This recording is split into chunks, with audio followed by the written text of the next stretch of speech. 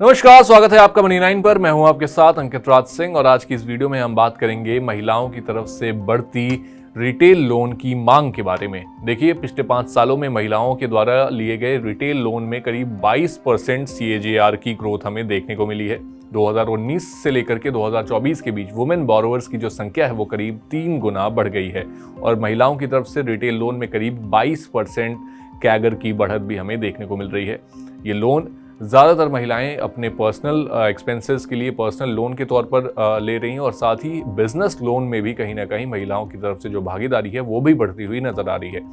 ये trend financial independence और women empowerment को भी कहीं ना कहीं दर्शाने का काम करता है।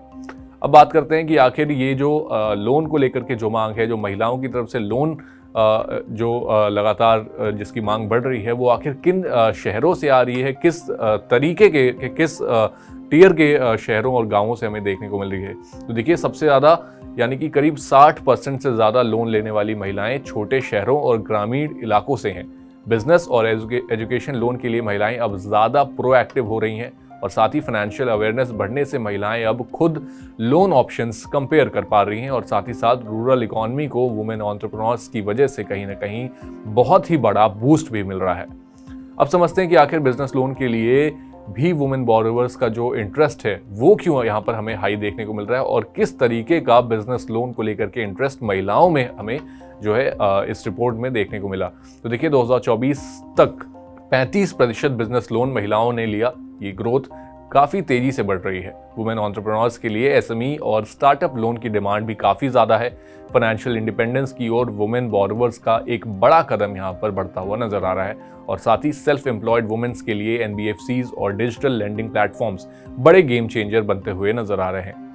साथ ही आपको एक और खास बात बताते हैं, बड़ी ही इंटरेस्टिंग बात, जो कि नीति आयोग और सिविल की जो एक रिपोर्ट आई वुमेन बोरोवर्स को लेकर के, उसमें एक चीज़ और बड़ी खास देखने को मिली कि अब जो महिलाएं हैं वो अपना क्रेडिट स्कोर चेक करने में भी कहीं ना कहीं बहुत आगे निकल गई हैं और बहुत बड़ा नंबर है महिलाओं का जो कि अपना क्रेडिट स्कोर हर साल चेक कर रहे हैं। तो देखिए, करीब 2.7 करोड़ महिलाओं ने 2024 में अपना क्रेडिट स्कोर चेक किया, जो कि करीब 42% की growth year on year basis पर दर्शाता है और साथ ही नॉन मेट्रो सिटीज़ में करीब 48% से ज़्यादा महिलाएं अब अपना सिविल स्कोर मॉनिटर कर रही हैं, जो कि अच्छे क्रेडिट स्कोर के साथ लो इंटरेस्ट रेट पर भी लोन मिलने के जो चांसेस हैं वो कहीं ना कहीं उनके लिए बढ़ा भी देते हैं। ये ट्रेंड वुमेन फाइनेंशियल लिटरेसी और क्रेडिट अवेयरनेस में भी एक बड़ा बदलाव दिखाता है।